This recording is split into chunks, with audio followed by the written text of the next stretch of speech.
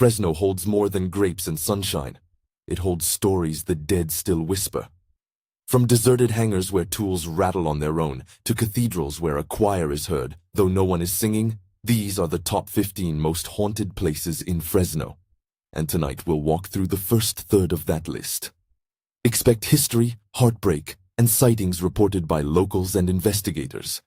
Expect chillier corners and small sharp moments that don't fit any easy explanation. And expect us to be careful. What follows are accounts people have shared, not proof, offered with respect for the places and the people tied to them. We start in plain daylight, because you don't need midnight to feel the past pressing close. First up, Fresno Chandler Airport hangar. Fresno Chandler Airport hangar. West side of town, early aviation routes. Built in the 1930s as a modest maintenance hangar and later pressed into military service during World War II, the hangar has been part workshop, part shelter for small planes. Over decades, mechanics came and went. Jobs were done under hums of lights and the steady clank of wrenches on metal. Reported hauntings here center on sudden cold spots and a presence felt near the rafters. Mechanics who stayed late have told of tools appearing where they hadn't left them, and of the sense that someone is watching from the shadowed catwalk above. One longtime worker reported hearing an engine spool when no plane was running, a low, steady hum that seemed to come from the structure itself, rather than any equipment. Local investigators have recorded unexplained audio anomalies near the maintenance bay, faint low-frequency sounds and a few EVPs that some claim contain indistinct voices. A mechanic we spoke with says he once found the door to a storage locker unlocked when he was certain he'd secured it. On the security footage, the door swings open slowly, but no figure is visible. The team that reviewed the footage cautioned that air currents and old locks can create strange motions, but the locker's door swung against its latch in a way maintenance staff said they'd never seen before. Respectful note: the airport is active and much of the property is private. Locals say the hangar's stories are best heard from a distance, and investigators warn strongly against trespassing or interference with aircraft and equipment. Instead, ask permission and visit officially arranged events if you want to learn more. But the next house hides a different kind of presence, a once grand residence where grief and memory seem to linger in every room. Kearney Mansion, stately, historic home on a quiet residential avenue. Records are a little fuzzy on the exact spelling in older accounts, so you might also see it listed with variations. The mansion dates back to the early 1900s, erected by an influential local family during Fresno's boom years. With high ceilings, ornate trim, and a sweeping staircase, it was built to host gatherings and project stability. The reported hauntings concentrate on a specific figure, a woman in white often seen drifting at the top of the grand staircase. Neighbors over the years have described seeing a pale form in the front window late at night, or a flicker of a dress moving through a second-floor room when the house is otherwise empty. Some say the presence is sorrowful rather than threatening, an echo of loss that refuses to leave. One particularly persistent anecdote comes from a tenant who lived in the house in the 1990s. She described waking to soft sobbing in the hallway and finding a small cluster of candles already melted into the shape of a cross on the landing. Though she had never lit any candles and the house's power had been out due to a storm, paranormal teams who entered the property reported cold spots on the staircase and captured a few EVPs that, when played back, were interpreted by some as a woman saying a single name. As with all such recordings, the teams framed the results cautiously. Voices on tape can be ambiguous, and pareidolia, our tendency to find patterns where none exist, can shape what we hear. Respectful note: much of the property around the mansion is private.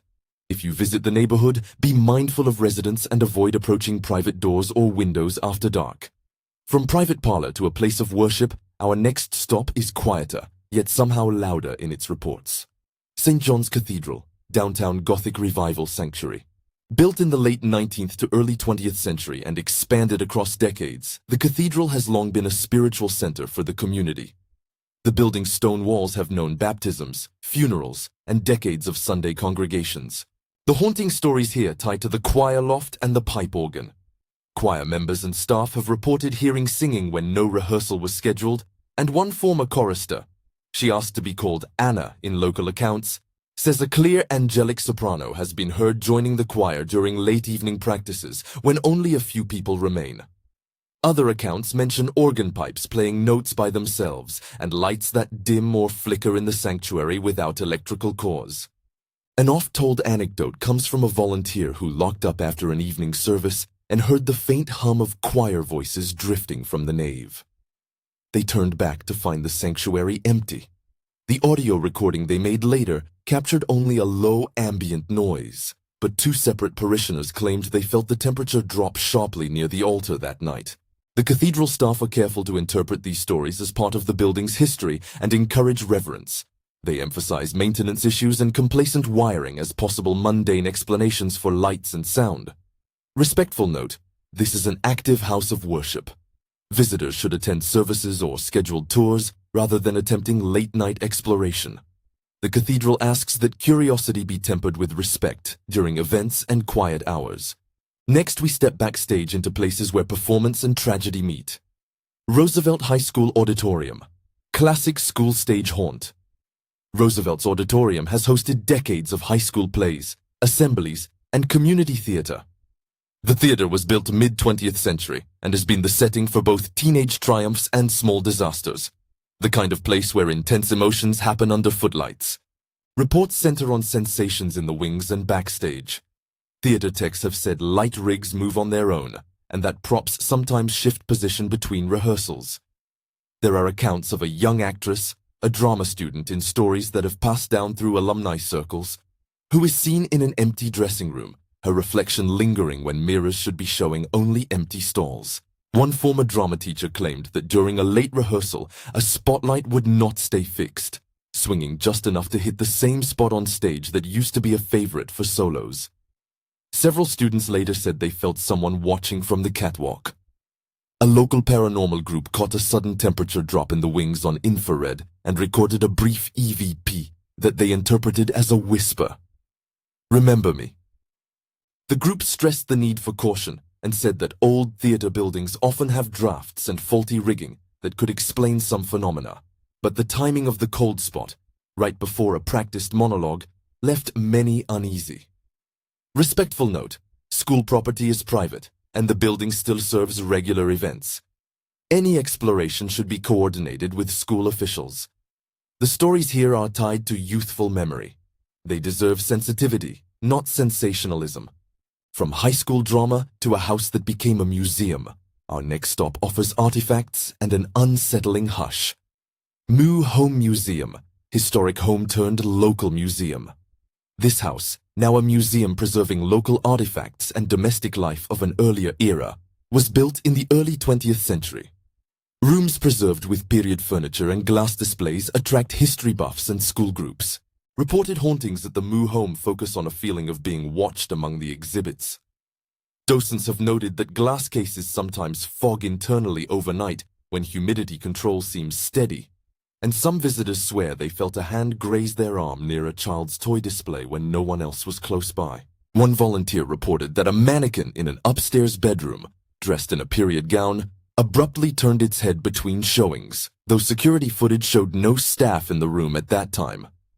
The museum's leadership urges humility. Old houses settle, HVAC flutters, and mannequins can shift when jostled. Yet several long-term volunteers maintain that some moments resist mundane explanation. Respectful note, museums are public institutions meant to be treated with care. Touch nothing without permission and support staff in their efforts to preserve history rather than dramatize it. Now we move to a marquee once meant to draw crowds under a warm glow. A theater whose lights have dimmed but where echoes remain. Warner's Theater, historic downtown movie palace. Built during cinema's golden years, Warner's was a place for premieres, newsreels, and communal escape. Even after closure and renovation cycles, the theater's ornamented lobby and balcony carry stories of applause and late-night shows. Haunting reports here are theatrical in their own right.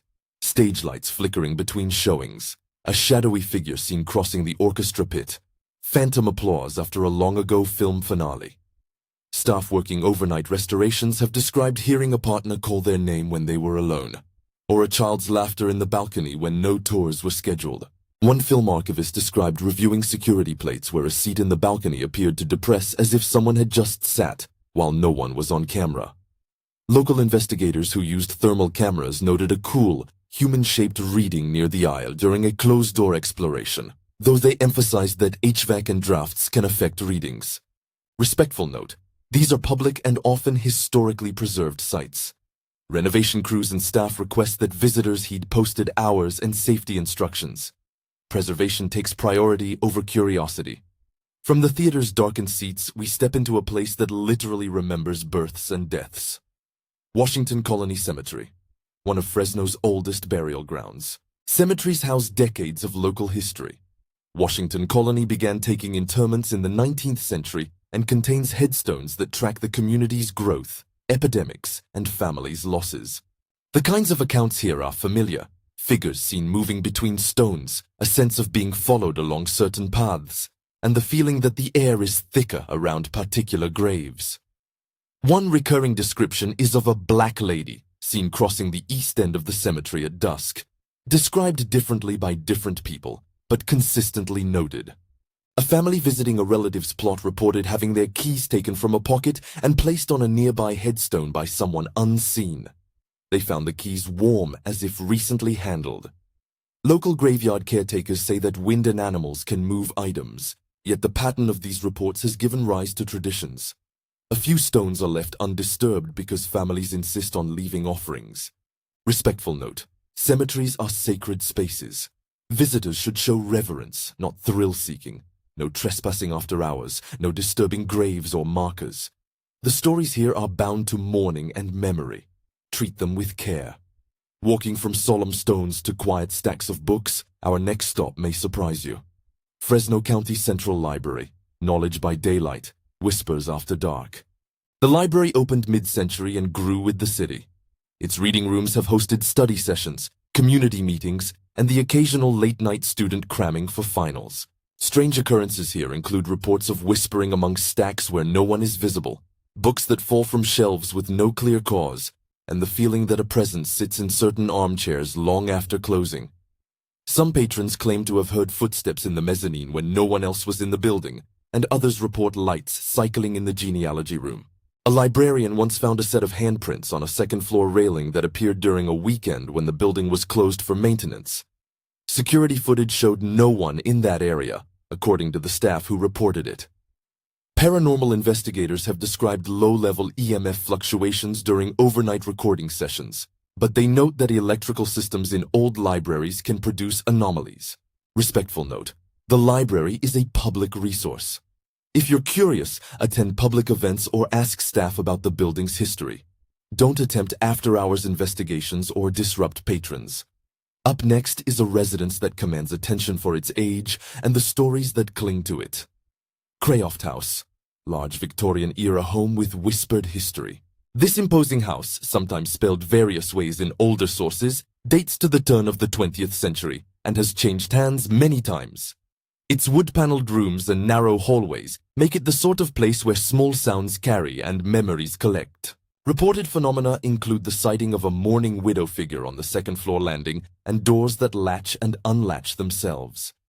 Neighbors have reported hearing piano music from inside when the house is unoccupied, and several caretakers over the years have left after claiming the atmosphere grew oppressive.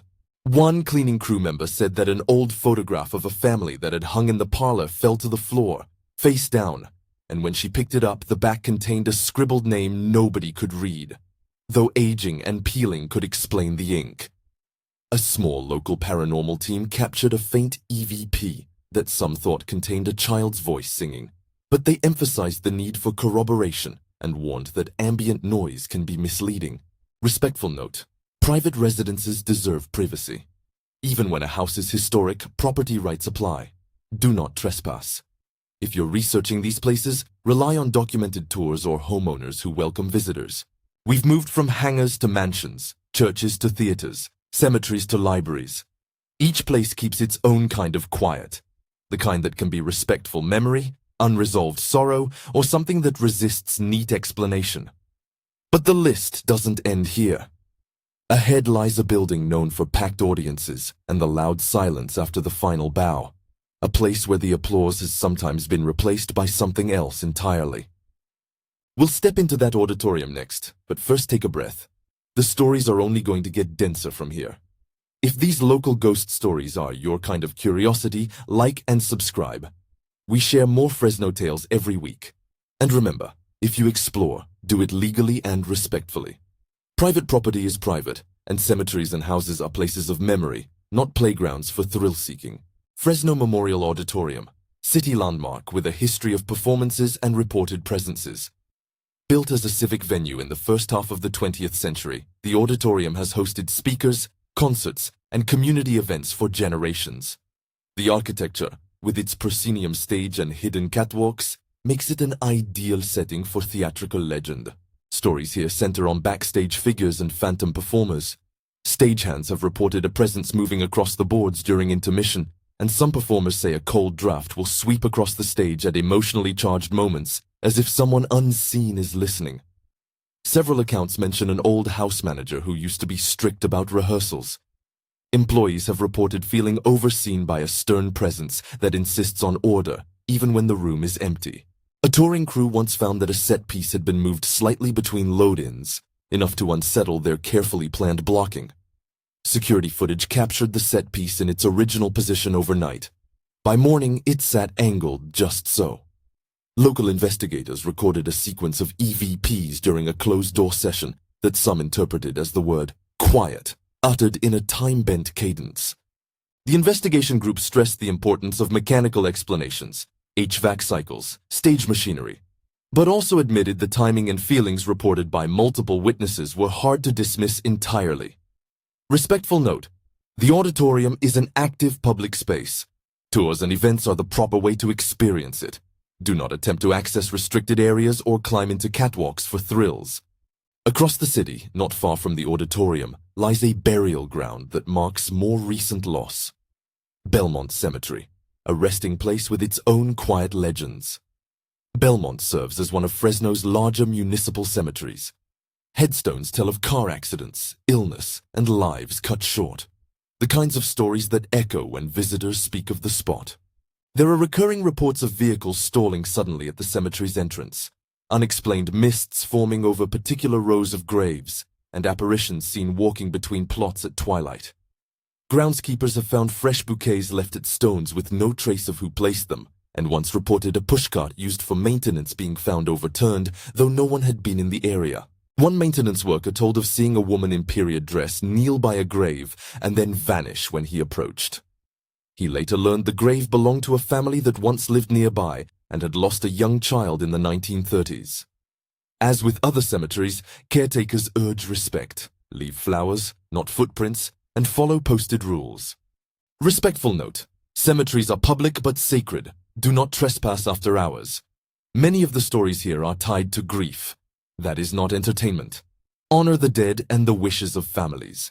We've reached a point where memorial halls and cemetery stones sit shoulder to shoulder with manicured gardens holding quiet legends. The next place on our route is a designed landscape borrowed from another culture, a Japanese garden that many visit for reflection, and some visit because they feel watched. What follows is a slow walk among koi ponds and lanterns, and for some, an encounter they didn't expect. Woodward Park Japanese Garden, a planned refuge of stone, water, and clipped pines. Opened in the late 20th century as part of Fresno's larger park development, the Japanese garden was designed as a place for quiet reflection. Winding paths, koi-filled ponds, stone lanterns, and a deliberate stillness that encourages you to slow your step. It's the kind of place where a rustle of wind sounds larger than it is, and where shadows collect easily among sculpted shrubs. The whisper that follows visitors here isn't theatrical. Reports cluster around the garden's small bridges and the pavilion by the largest pond. Walkers who frequent the garden after dusk, though official hours are clearly posted, describe the sensation of not being alone even when they are. People say the air can shift abruptly, cooling along one stretch of path as if someone unseen has stepped past. Others have reported glimpses of a figure in the reflection of the water, a dark, human-shaped silhouette that vanishes when you turn. One particularly persistent story involves a late-evening jogger who paused on the narrow stone bridge. She told a friend that she felt a light touch on her shoulder, and thinking someone had passed, she turned to apologize, only to find the bridge empty and the path behind her clear. She later asked the park office if any maintenance had been there. None had. A local nature photographer, shooting long exposures by the pavilion at dusk with permission, later reviewed his images and found an unexplained blur that looked vaguely like a person kneeling beside the water, though no one had been on site when he took the shot. Photographers and local paranormal teams who have worked in the garden emphasize how lighting, long exposures, and insects can create strange artifacts in photos.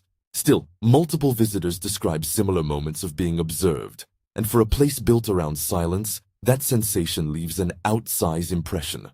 Respectful note: the garden is a public space with set hours and rules meant to protect plants, fish, and other visitors.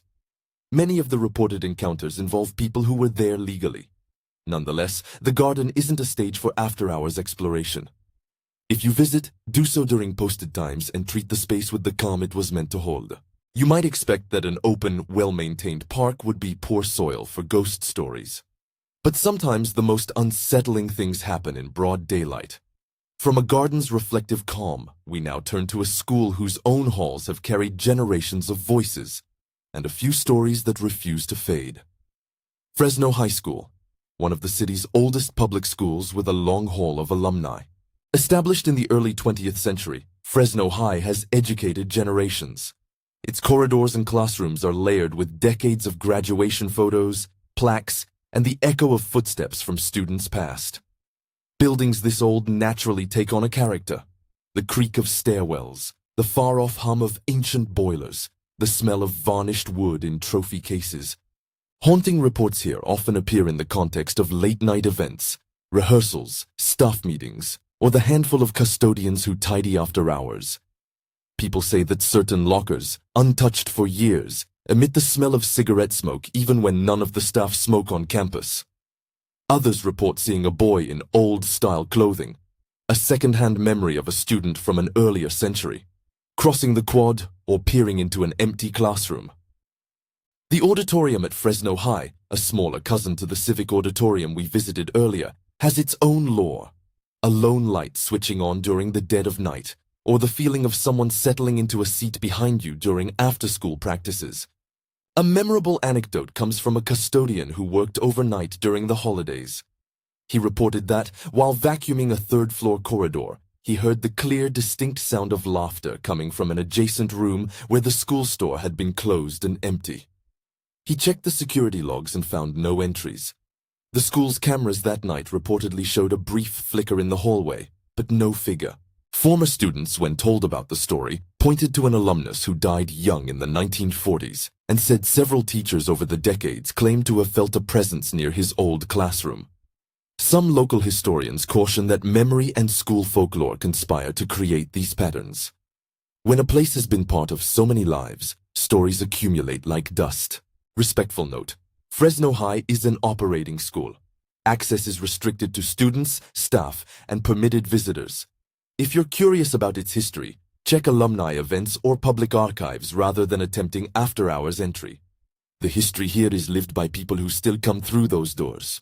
From a schoolyard to a park that most families know for picnics, playgrounds, and a zoo, Roding Park is a public green space with winding paths and pockets where the city's daily life meets quieter histories. Roding Park, large urban park home to rose gardens, a zoo, and shaded promenades. Developed in the early 1900s on land gifted to the city, Roding Park was built to be a civic playground, space for concerts, family outings, and community fairs. Over the decades, it has hosted everything from Sunday picnics to festival crowds, and its wide lawns and groves shelter both memory and, for some, the uncanny. The haunting stories at Roding are curiously domestic. Families who have walked the park after dusk describe feeling watched from the tree line, as if someone sits in the shadow cast by the older oaks. Others report seeing a woman in old-fashioned clothing near the duck pond who dissolves into the mist when approached. Near an older playground, there are accounts of children's laughter when no children are present, and several witnesses say that the call of a certain bird or the creak of a swing has the uncanny timing of a real voice. A volunteer with the city's parks department recounted finding a solitary child's shoe tucked between two bushes along a rarely used path. The shoe was dry and clean despite recent rain, and no lost and found logs matched it. He left a note with the office, and the item subsequently vanished before it could be catalogued. When he checked the spot days later, there was nothing but flattened grass. Local paranormal investigators who have spent nights in the park reported intermittent audio anomalies on their recorders, distant, childlike giggles layered under bird calls. But they also cautioned that parks attract critters, and ambient sounds can overlap. For many who visit, the stories at Roding feel less like terror and more like the lingering echo of generations who once used the same paths. Respectful note: Roding Park is public space and a family destination. Many of the places tied to stories are near active facilities. The Parks Department asks visitors to respect posted hours and regulations, to supervise children, and not to venture into closed sections after dark. Curiosity should not become risk-taking. Some haunts are tied to nature and public space. Others grow in neighborhoods where a park or small square holds memory differently. Our final stop is one of those places, a city park that carries the family name of a local benefactor and a reputation for encounters that begin as small, domestic oddities and widen into something more unsettling. Kearney Park, neighborhood green space with a patchwork history. The park's origin is modest. Donated land, playground equipment installed mid-century, a bandstand that hosted summertime concerts. Around its edges rise older homes, some dating to the same era as the park itself, and the trees there are large enough to make for deep pockets of shade and shadow. Locals mention three main threads in the park's lore. First, a bench beneath a spreading oak where passers-by report feeling an inexplicable sadness, a heaviness in the chest as if standing on the edge of someone else's grief. Second, the bandstand. Musicians who have set up for daylight jams say they sometimes hear a faint, melancholy tune overlaying their playing, as if an invisible player joins in on an old instrument. Third, evening walkers speak of lights that blink among the trees, small, human-shaped glows that move at walking pace before winked out by branches. A particularly vivid account came from a couple who had met at the park years before. They said that while sitting on the now-famous bench, they watched a figure in the distance approach and pause at the edge of the path. The figure raised a hand as if to wave, then vanished between the oaks. The couple later learned that area of the park once hosted memorial gatherings for a tragic incident decades earlier, a loss that affected several local families. When they returned a week later with a neighbor to look for footprints or other signs, they found nothing but flattened grass and a single, small scrap of paper tucked into a knot in the tree, a scrap with an old date printed on it.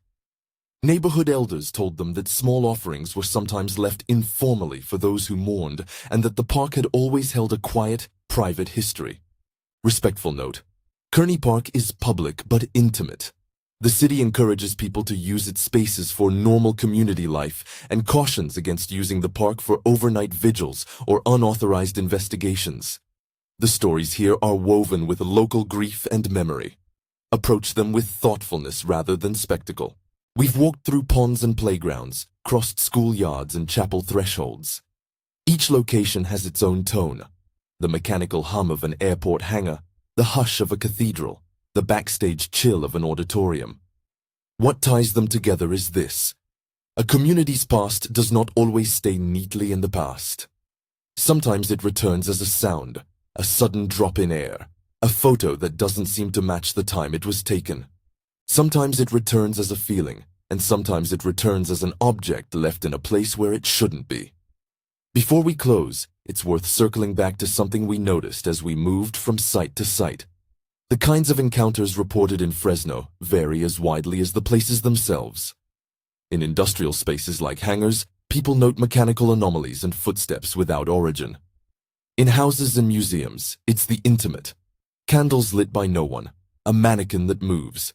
In theaters and auditoriums, it's timing, the sense that a phantom presence marks the emotional beat of a performance. In cemeteries and small parks, the stories are more mournful: offerings, fleeting figures, the sensation of being watched while you remember a name.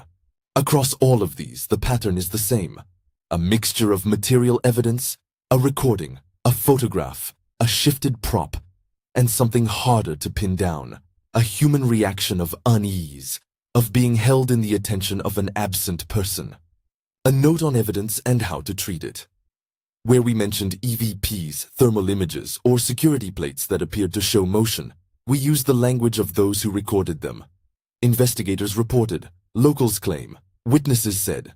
That's intentional. Sound can be ambiguous. A photo can be convincing and still misread.